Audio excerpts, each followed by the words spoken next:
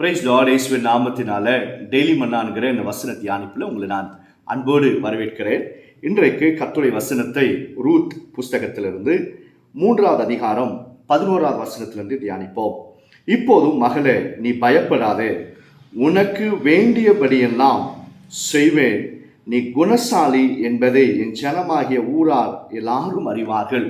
யார் இந்த வார்த்தை சொல்லுகிறார்கள் என்றால், போவாஸ் என்கிற ஒரு ஐஸ்வர்யவான், ரொம்ப மதிக்கக்கூடிய ஒரு மனுஷன் ரூத் இடத்துல இந்த வார்த்தையை சொல்லுகிறார். மகளே, நீ பயப்படாத, உனக்கு வேண்டியபடியெல்லாம் நான் செய்வேன் என்று சொல்லுகிறார். யார் இந்த ரூத்து? நகோமியுடைய மருமகள். இந்த ரூத் என்கிற இந்த அம்மையாருக்கு சின்ன வயசுலேயே கணவன் இறந்து போய் ரொம்ப இளமையான வயதிலேயே விதவையாகிறார். இந்த அம்மா ஊரை விட்டு வந்து இந்த அம்மாவுடைய உறவினராகிய சுதந்திரவாளியா இருக்கக்கூடிய போவாசனுடைய வயலில் போய் வேலை செய்கிறார். அது மட்டுமல்ல, இதுக்கு முந்தின வசனத்தை நீங்க பார்த்தீங்கன்னா, ஏன் போவாசு ரூத்துக்கு வேண்டியதெல்லாம் செய்வேன் என்று சொல்றார் அப்படின்னா, அம்மா, நீ இளமை வயதில் கணவனை இழந்த போதும் நீ மற்ற வாலிபர்கள் பின்னாடி போகாம என்னை நம்பி என்னிடத்துல நீ வந்ததுனால உனக்கு வேண்டியபடியெல்லாம் நான் செய்வேன் என்பதாக போவாஸ் சொல்லுகிறார். பாருங்க, ஒரு மனுஷனே அப்படி சொல்லக்கூடுமானா, உங்களை என்னை உண்டாக்கினவர் ஆண்டவராக இயேசு கிறிஸ்து, அவர் அண்டையில நம்ம நம்பி வரும் பொழுது நமக்கு தேவைகளையும் நமக்கு வேண்டியதெல்லாம் அவர் செய்ய மாட்டாரா? நிச்சயம் செய்வார். நீங்கள் ஆண்டவராக இயேசுவை நம்பி வரும் பொழுது உங்க தேவைகள் சந்திக்கப்படுவது மட்டுமல்ல, ஆண்டவராக இயேசு கிறிஸ்து நீங்கள் திருப்தி அடையவும் மீதம் எடுக்கும்படியாக செய்கிறவர். அல்லேலூயா. மனுஷன் பின்னாடி ஒருவேளை நம்ம தேவைகளுக்காக நம்ம ஓடிக்கொண்டிருக்கலாம். மனிதர்கள் இவைகள் செய்வாங்க, அதை செய்வாங்க என்று சொல்லி நம்பி நம்ம ஓடிக்கொண்டிருக்கலாம். இறுதியில் என்ன நடக்கும் அப்படின்னா, நம்மை குறித்து அவங்க ரொம்ப சீப்பா ஏளனமாய் நினைப்பாங்க. அப்படி இல்லைன்னா நம் ஏமாற்றப்பட வேண்டியதாக இருக்கும், வெட்கப்பட வேண்டியதாக இருக்கும். ஆனால் ஆண்டவராக இயேசு கிறிஸ்துவை நம்பி அவரிடத்துல வருகிறவர்கள் ஒருவராயினும் வெட்கப்பட்டு போனதாக சரித்திரம் இல்லைங்க. அவங்க குறைவாக போனதாக சரித்திரம் இல்லை. 3 நாட்கள் வனாந்திரத்துல இயேசுடைய பிரசங்கத்தை கேட்டுக்கொண்டிருந்தார்கள். முடிவடைந்த பொழுது இயேசுவே சொல்றாங்க, இவங்களை நான் இப்படியே அனுப்பிட்டேன்னா இவங்க சோர்ந்து போவாங்க, சாப்பிட்றதுக்கு ஏதாவது கொடுங்க. அது வனாந்திரமா இருந்தபடினால அங்க சாப்பிட்றதுக்கு ஒண்ணுமே கிடையாது. அப்ப இயேசு என்ன செய்தாருன்னா, அங்க இருந்த 5 அப்பத்தை 2 மீனையும் ஆசீர்வதித்து புருஷர்கள் மாத்திரம் 5000 பேர். அப்ப என்ன, பெண்களும் சிறு பிள்ளைகளும் ஏராளமான ஆயிரக்கணக்கான ஜனங்களை கர்த்தர் போஷித்தார்.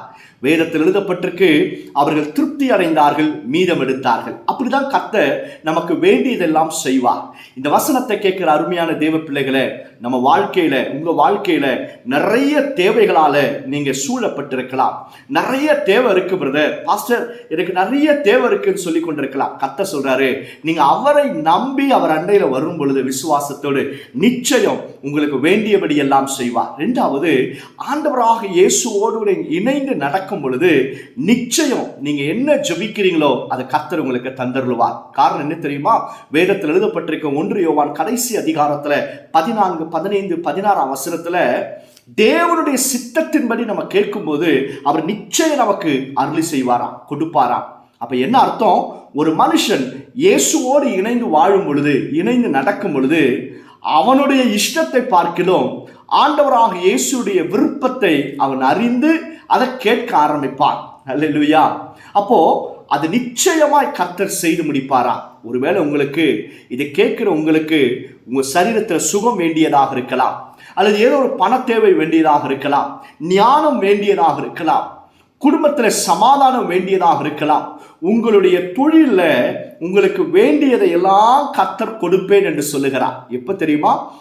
மனுஷன் பின்னாடி நீங்க போகிறதை நிறுத்திட்டு இயேசு அண்டையில நீங்க வரும் பொழுது நிச்சயம் உங்க தேவைகள் சந்திக்கப்படும், உங்க சூழ்நிலைகள் நிச்சயமாய் கர்த்தர் மாற்றுவார்.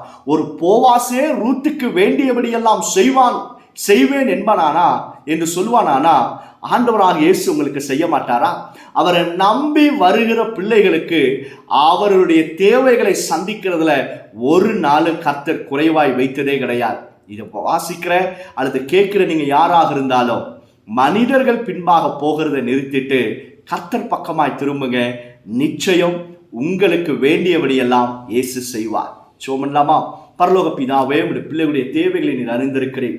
இன்றைக்கு இயேசுவின் நாமத்தினால் யாரெல்லாம் நம்பி உங்கள் அண்டையில் வருகிறார்களோ அவங்க தேவைகள் சந்திக்கப்படட்டும். அவங்களுடைய விண்ணப்பங்களை நீர் அங்கீகரித்து அற்புதத்தை செய்தரும்படியா ஜெபிக்கிறோம். ஒருவேளை தாய்மார்கள் தங்கள் பிள்ளைகளுக்காக ஜெபிக்கலாம், ஆண்டவரே தொழிலுக்காக ஜெபிக்கலாம், சுகத்துக்காக ஜெபிக்கலாம். உங்களுடைய பிள்ளைகளுடைய தேவைகளை அறிந்து சந்தித்தருளும்படியா நாங்கள் ஜெபம் பண்ணுகிறோம். அற்புதங்களை காணட்டும். இயேசு மூலம் ஜெபிக்கிறோம் பிதாவே. ஆமென், ஆமென். God bless you. God bless you all.